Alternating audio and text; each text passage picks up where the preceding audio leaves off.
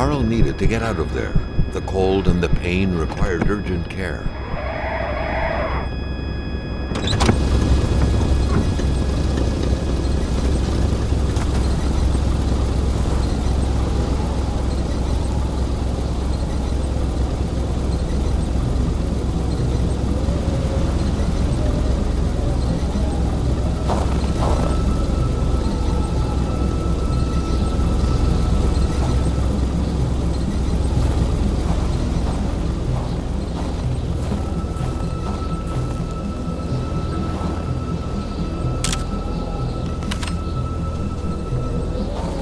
Carl wondered how long he would have to endure this skin-stinging cold. The driver had taken off. It was still best to check it out and leave nothing to chance. Carl needed help.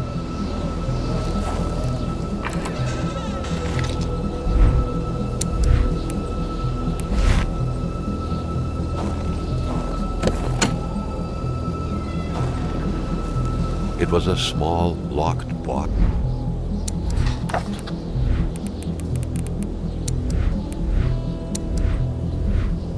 Engraved with the letters W.H. Carl thought about taking it. Nothing was to be left to chance.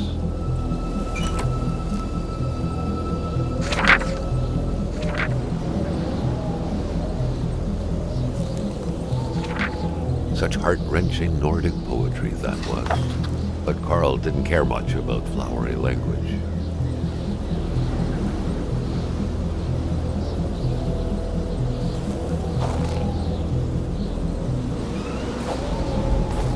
This deep in the country, his last hope was to find an abandoned garage or a farm by the roadside. His life depended on it.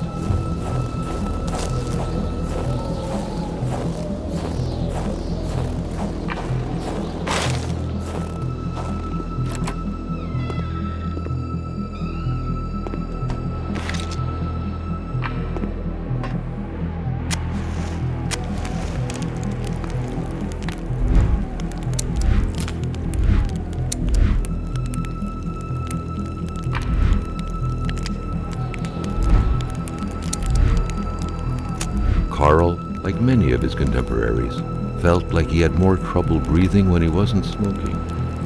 Cigarette was his own personal breathing assistant.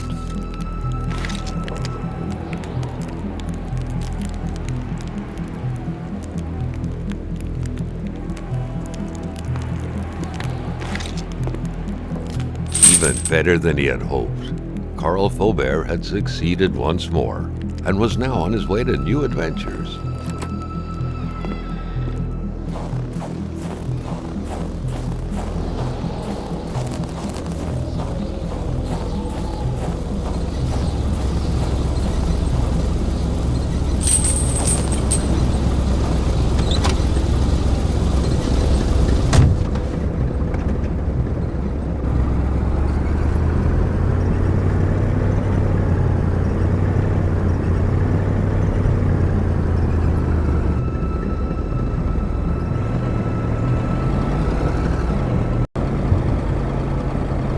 Spread out on a few acres of untouched forest, bellowing caribou, everlasting snow, and undefiled lakes. The Manistan region was no tourist hub. It was said to have been populated for millennia by Cree people, and ever since the industrial era, by the metal mining industry.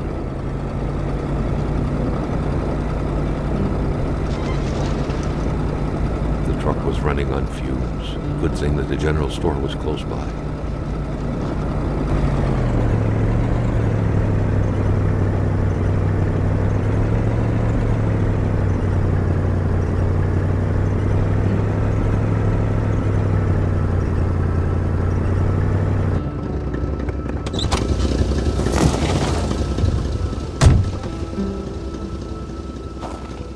Pumps wouldn't surrender their divine nectar so easily. In all likelihood, they had to be switched on from inside the store.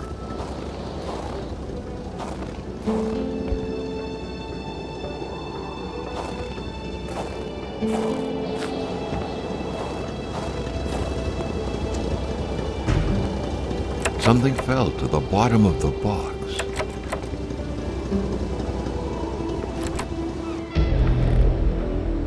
Carl had no trouble recognizing his employer. He had been killed. There was no need to be a detective to figure that out. But only a detective could have noticed that the killer had to have been very close, that the fatal blow had been given before the victim even realized.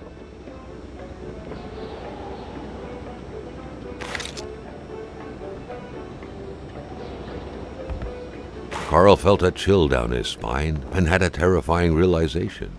If Hamilton was dead, then who was going to pay him?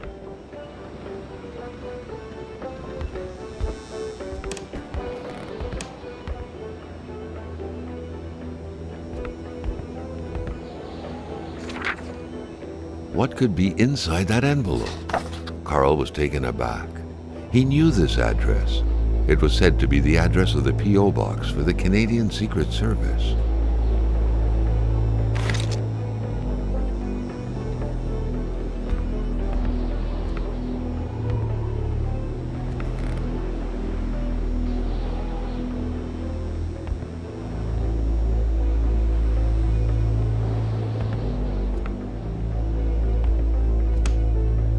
Amateur hunters showing some pride at having killed a nice pelted beast.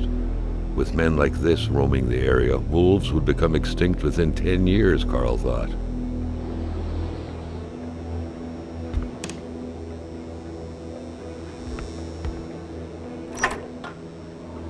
The note explained that the garage and the store couldn't be supplied with electricity at the same time.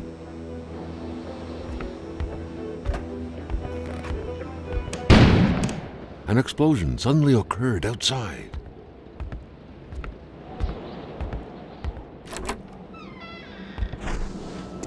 Maintaining his composure, Carl recalled something from his military training. Wolves always stay away from populated areas.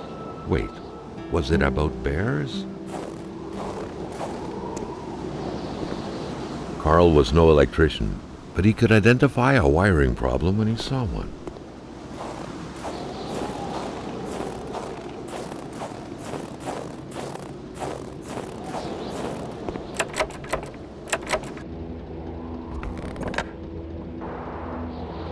The snowstorm pummeled everything in its path. Carl was not surprised when he heard no tone. Carl knew that Gilles Lachance was in charge of the general store. That made him one of Hamilton's employees. A very angry employee, as Carl could plainly see.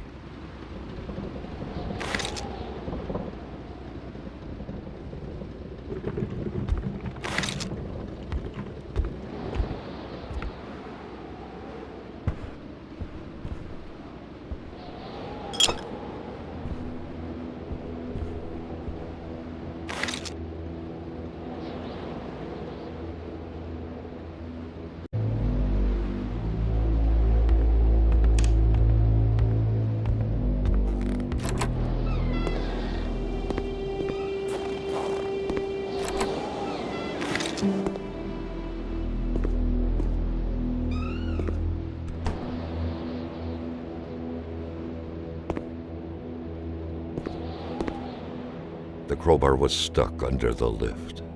Notwithstanding Carl's imposing stature, car lifting wasn't part of his skill set yet.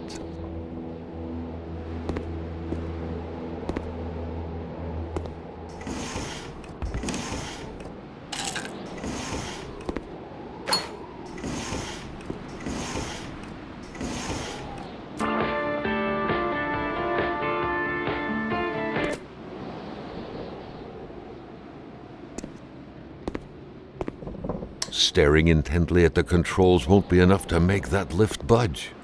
The poor thing was out of power.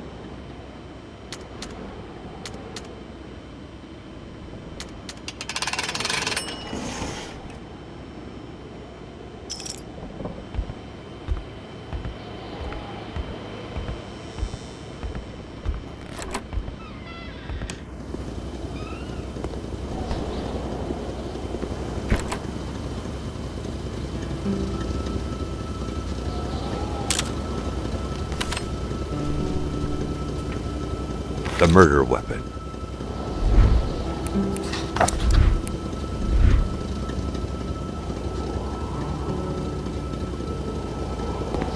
What was that doing there, Carl wondered. Hamilton must have been determined to keep some information secret to post this key. Shame he got unlucky. Everything made sense now. Poor Hamilton's denunciation was interrupted, and he figured it would be best to lock everything up and send the key to his correspondent, who would receive the box later on. Clever, but not enough. That's what happens to ordinary people playing spy.